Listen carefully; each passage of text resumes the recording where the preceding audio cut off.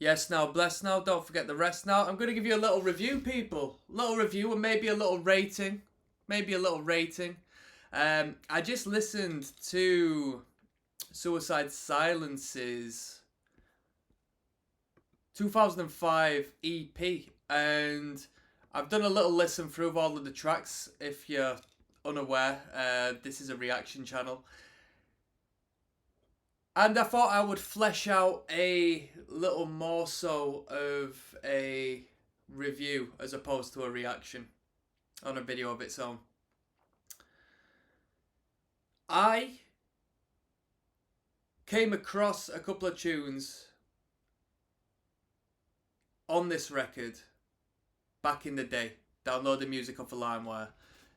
These were the days I was down. Well, actually, yeah, I definitely did, because I only had a couple of tunes. I didn't have the whole EP. But now I think about it, I could have downloaded one tune or two tunes off of iTunes. Definitely not using my debit card. I used to take the piss, to be honest, with somebody else's debit card on iTunes back in the day. I did get caught out when I downloaded like a Kiss album, like the greatest hits of Kiss, which was rubbish, to be honest with you. I thought it was boring for the most part. But I had what's it called? About a plane crash. Most definitely. I thought it was too noisy, it was too extreme. And later on, I went on to listen to The Cleansing. I actually had The Cleansing in CD format.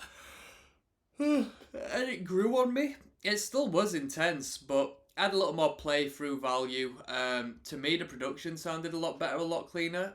I'm going to go and react to The Cleansing soon to sort of clarify that sound in comparison to this EP, because after listening to this EP, it was clean. It sounded really good. So I don't know if the MP3 file I had downloaded on this original, time through listening to this when I was a teenager, I didn't. It might have been a crap recording, to be honest with you. It might have been budget. Definitely, if I got it for LimeWire, it might have just been a shit recording. But I digress. This record sounds brilliant to me as a more mature adult. It sounds brilliant. It's absolutely ruthless. It's a very intense sound. It's brutal in a sense where I'm not really agreeing with people when they say it's brutal death metal.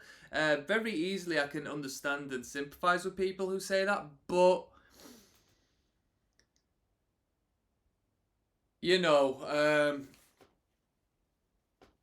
I say brutal as in it's just a ruthless onslaught of intense,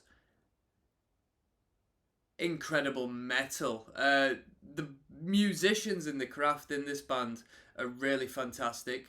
I really enjoyed listening to the instrumentation. The riffs were not mind blowing, but they were really good.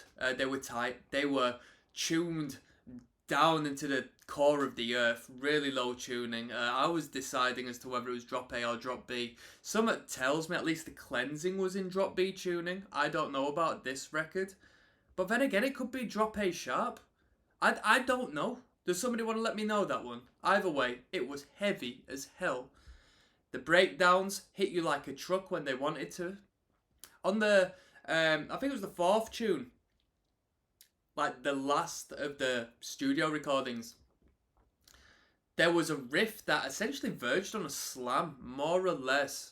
I felt like this record was quite ahead of its time, and being ahead of your time and having great production value really creates the birth of something special. I think that's a force to be reckoned with. Vocals were brilliant. The lows in particular I thought were pristine. Them lows are absolutely disgusting in a very easy listening sense. Highs, half decent. The drummer was astounding. I gotta put some respect on the drummer on this record. The drummer was absolutely fantastic. And that's about it. I'm gonna rate this record. What shall I rate it, people? I'm a harsh critic, yeah? I'll rate it. As far as sound intensity, what it was and how it stands up, I'm going to give it a good 7 out of 10. That's a good rating from me. That's a good rating. I'll give it a 7 out of 10, people. And on that note, I'm signing out. One love.